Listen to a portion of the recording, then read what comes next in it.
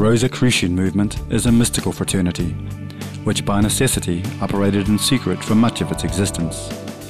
It claims that its roots originated in ancient Egypt from the time of Pharaoh Thutmose III, who organized the first esoteric school of initiates, founded upon principles similar to those perpetuated today.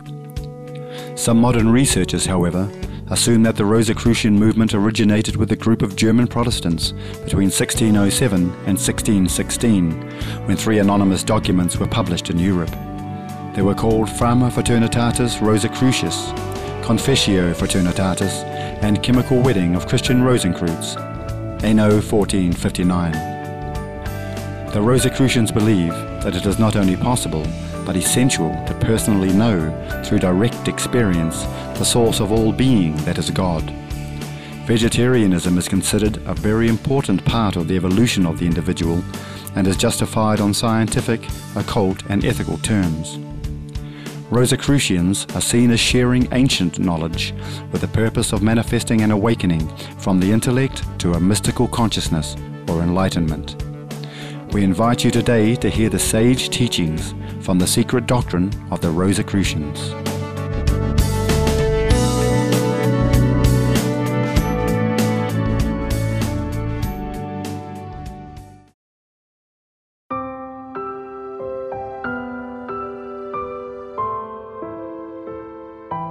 The secret doctrine of the Rosicrucians, the soul of the world.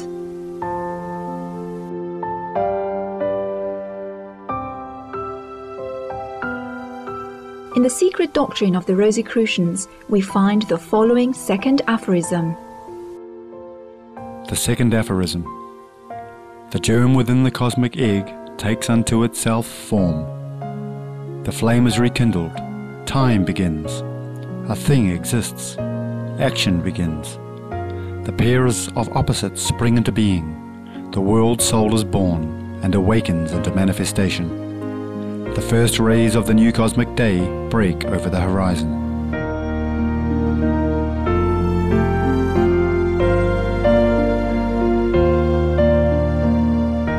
In the second aphorism of creation, the Rosicrucian is directed to apply his attention to the concept of the world soul, the first manifestation of the eternal parent.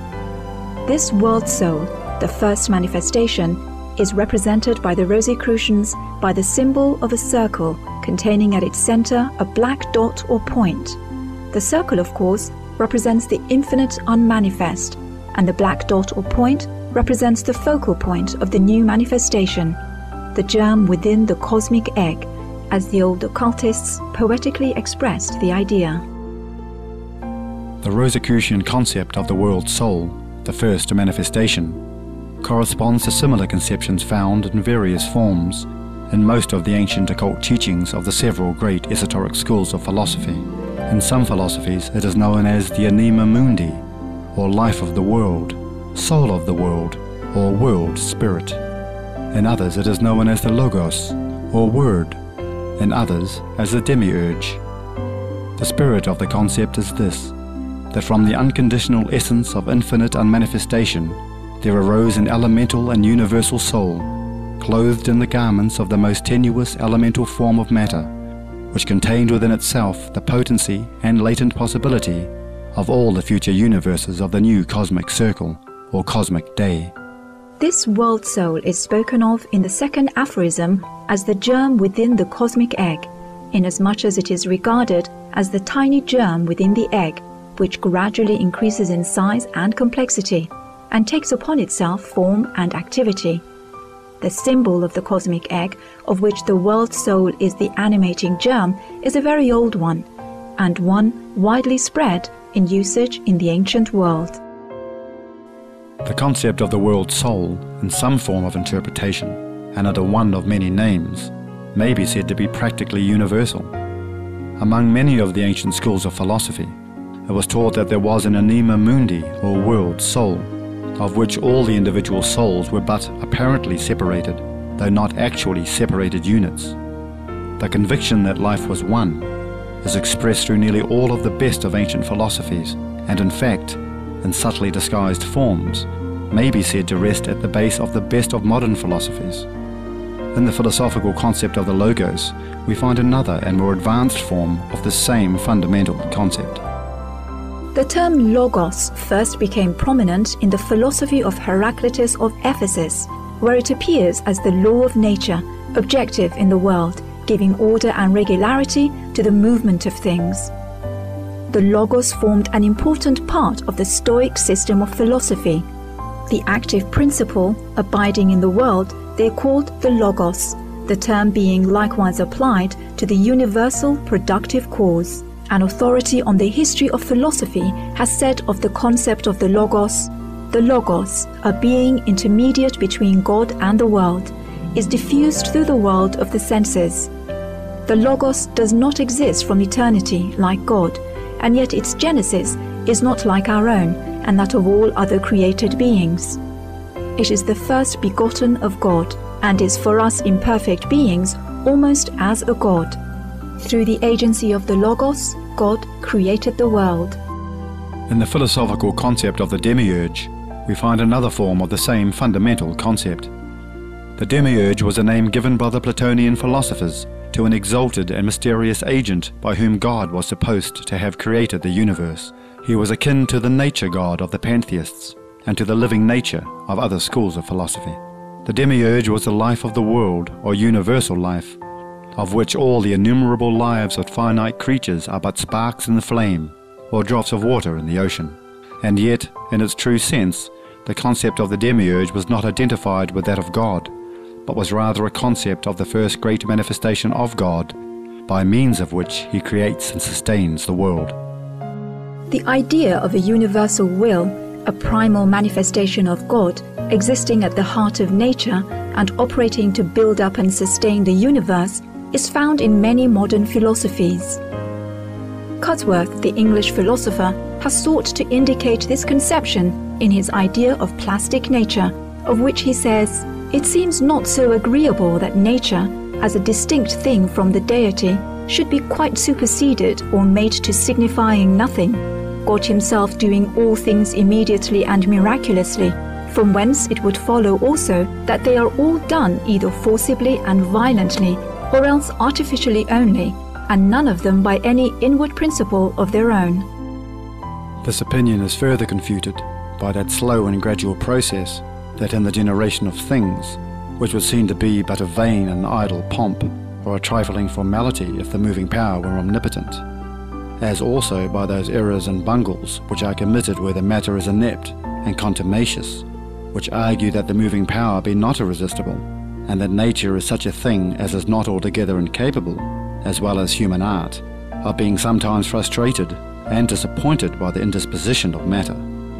Whereas an omnipotent moving power, as it could dispatch its work in a moment, so would it always do it infallibly and irresistibly, no ineptitude and stubbornness of matter being ever able to hinder such a one, or make him bungle or fumble in anything.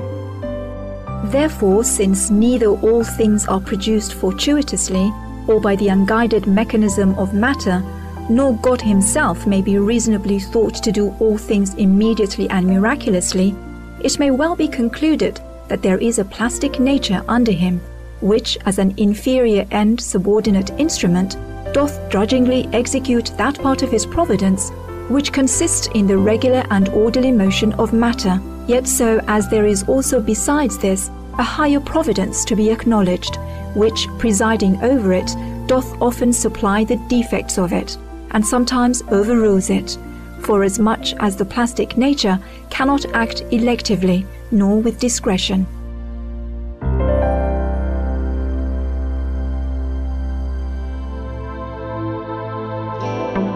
Other schools of philosophy, notably that founded by Schopenhauer, have postulated that the presence of a universal spirit, whose chief attribute is desire or will, from whom the universe of creatures has proceeded. This universal spirit is held to be filled with a longing, craving, seeking, striving desire to express itself in phenomenal existence. Schopenhauer calls it the will to live. It is described as instinctive rather than intellectual, and as creating intellect with which to better serve its purposes of self-expression. Other philosophers have proceeded along the main lines of the concept of Schopenhauer, with various modifications.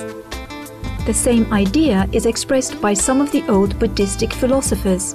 The very term the will to live being used to express the essential nature of the universal spirit. But it must be noted, in such philosophies, the universal spirit is considered rather as the eternal parent than as its first manifestation. In the same way, a certain school of thinkers postulate the existence of a living nature, which expresses itself in innumerable living creatures and things, all things in the universe being held to possess life in some form and degree, as indeed the Rosicrucian creatures also hold. But it must be always noted that in the secret doctrine of the Rosicrucians, the world soul is not regarded as the infinite reality, but merely as the first manifestation thereof, from which all subsequent manifestations proceed and into which they are finally resolved. The world soul is not eternal, but on the contrary, appears and disappears according to the rhythm of the cosmic nights and days. The second aphorism states, "The flame is rekindled. The dark light once more bursts into flame throughout the form of the world soul, and the new universe begins." It also states, "Time begins." This is seen to be true because change has begun, and change is the essence of time, and time the measure of change. Again, a thing exists. This because the world soul is truly a thing, with all the characteristics of thingness.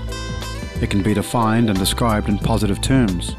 It can be thought of logically and in terms of intellect, though perhaps not capable of being pictured in the imagination. Again, action begins. This because from the very inception of the germ in the cosmic egg, there is the manifestation of activity, motion, and change. The world soul is in constant and uninterrupted activity from the moment of its faintest dawn until the moment of its expiring quiver. Again, the pairs of opposites spring into being. As all thingness is accompanied by the presence of the pairs of opposites, the contrasting sets of qualities, it follows that from the first faint breath of the world spirit, differentiation begins, and the polarity of qualities exhibit themselves. Again, the world soul is born and awakens into manifestation. The world soul awakens into active manifestation from the very moment of its birth, finding within itself the impelling urge of the will to live and of expression. It proceeds at once, along the lines of elementary instinct, to prepare for manifestation of higher and more complex forms of life and action. Again, the first rays of the new cosmic day break over the horizon. With the coming of the world soul, the new cosmic day is indeed begun, and proceeds without interruption until the shades of the cosmic night once more overtake it in cyclic sequence. The Rosicrucian teaching is that the world soul is not a soul lacking a body, but that, on the contrary, it is clothed in the garments of the most tenuous and ethereal substance.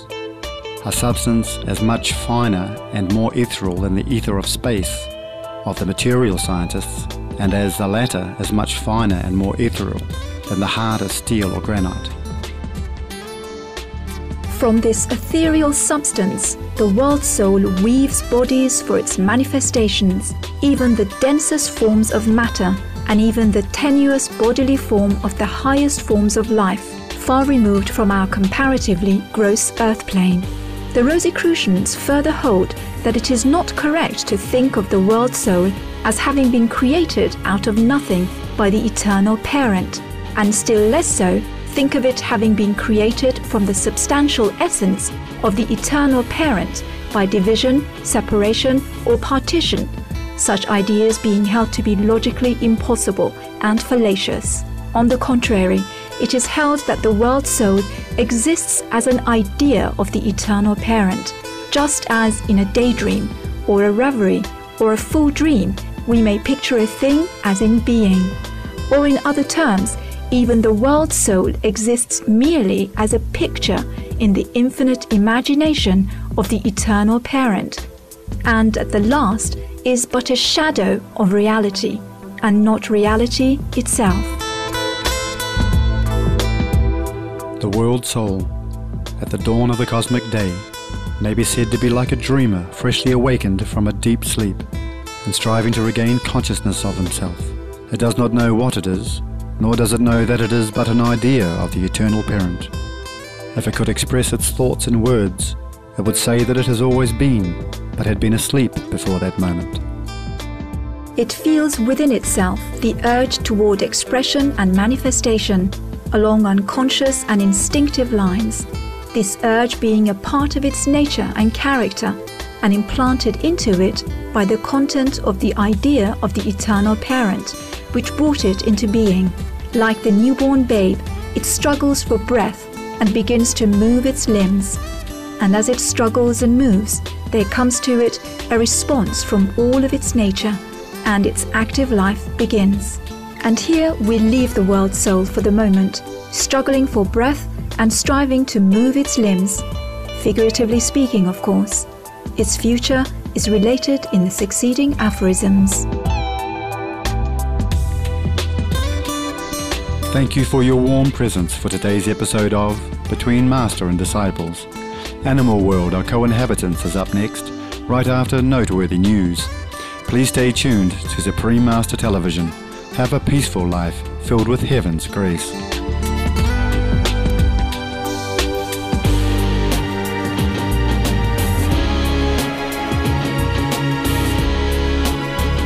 For more details, please visit www.suprememastertv.com/BMD.